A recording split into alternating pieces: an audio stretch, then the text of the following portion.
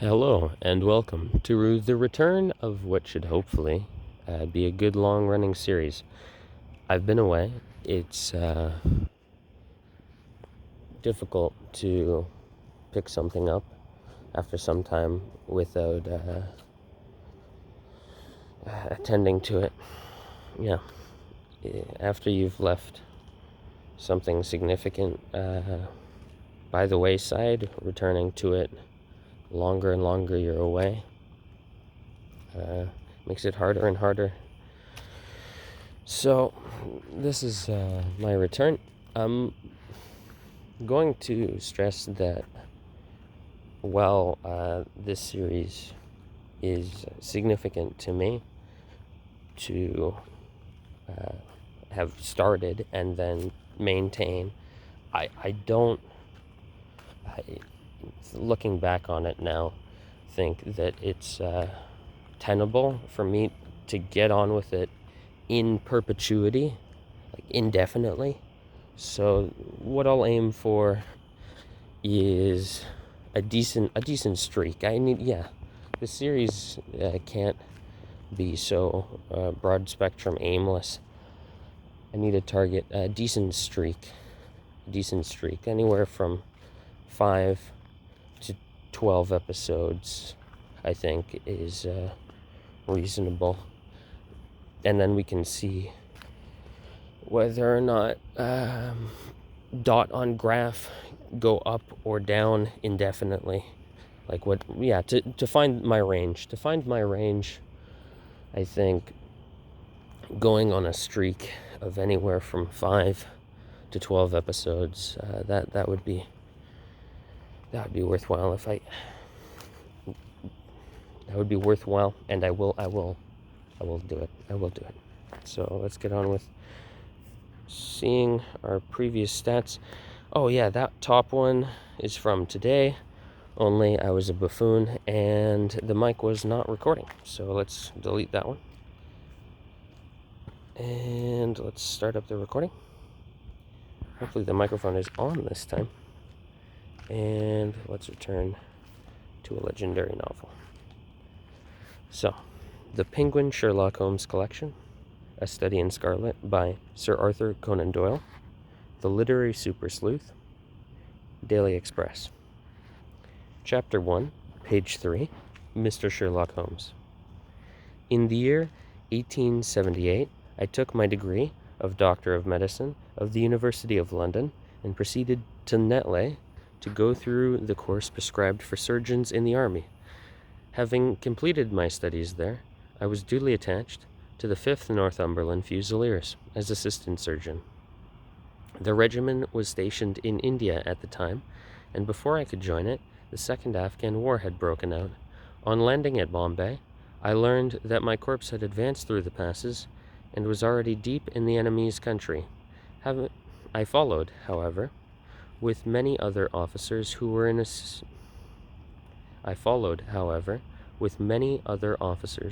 the same situation as myself, and succeeded in reaching Kandahar in safety, where I found my regiment and at once entered upon my new duties.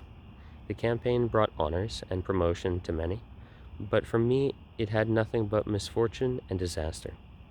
I was removed from my brigade and attached to the Berkshires, with whom I served at the fatal battle of Maiwand.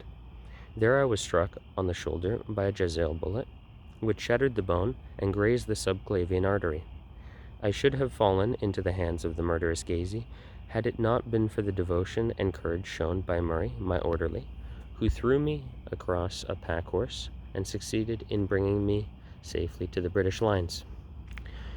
Worn with pain and weak from prolonged hardships which I had undergone, I was removed, with a great train of wounded sufferers, to the base hospital at Peshawar.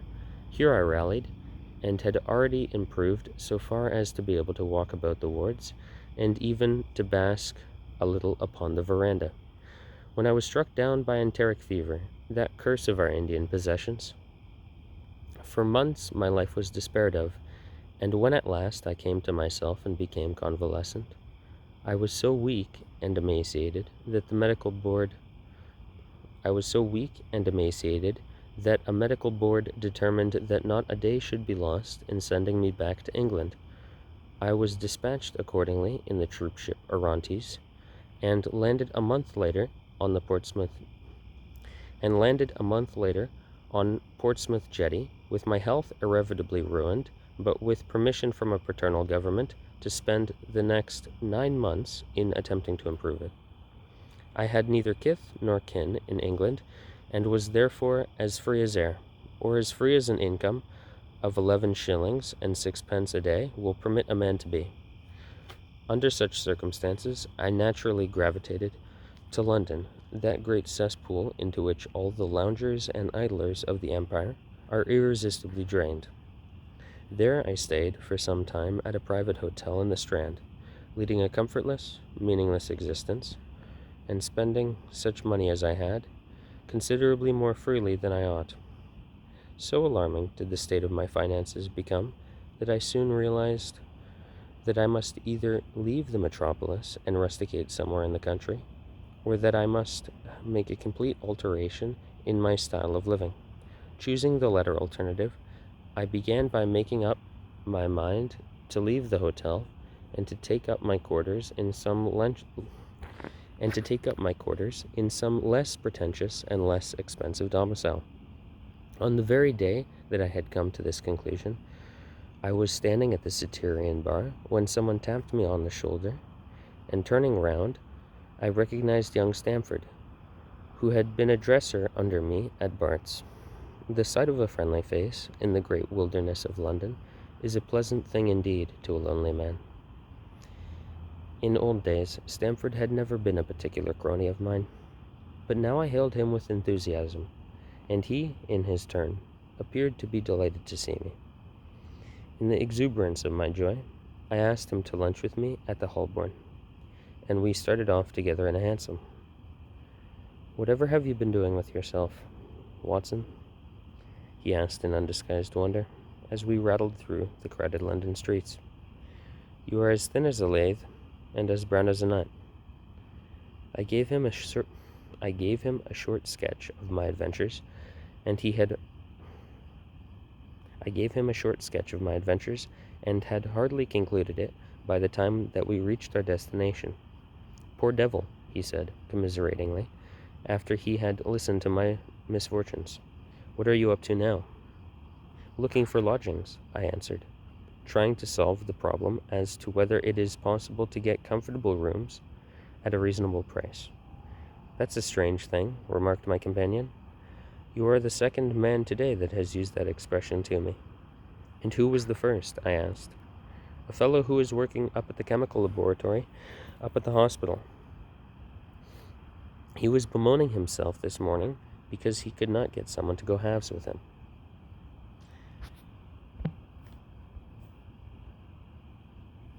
And so we are concluded, and there's our range. And now to inform you that since last episode, I have not been abiding by the plan to abstain from wankery. That has completely gone to the dogs. So, returning to this series,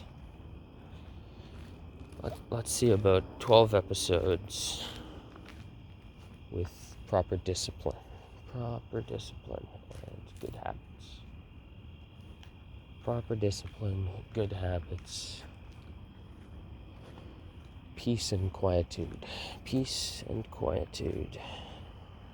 Now let's see here, pitch over time.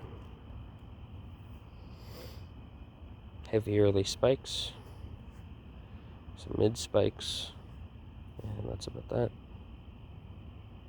And the details: general average 110 hertz, minimum 77 hertz, maximum 195 hertz, minimum average 91, maximum average 130. And where is the chart? there we are. I do believe this is the lowest point on the graph yet. My only explanation for it is my very weary state of mind and my decent restfulness. Very weary state of mind. We'll see. We'll see how the next few episodes go, regardless. The results will be interesting for the remaining 11 episodes.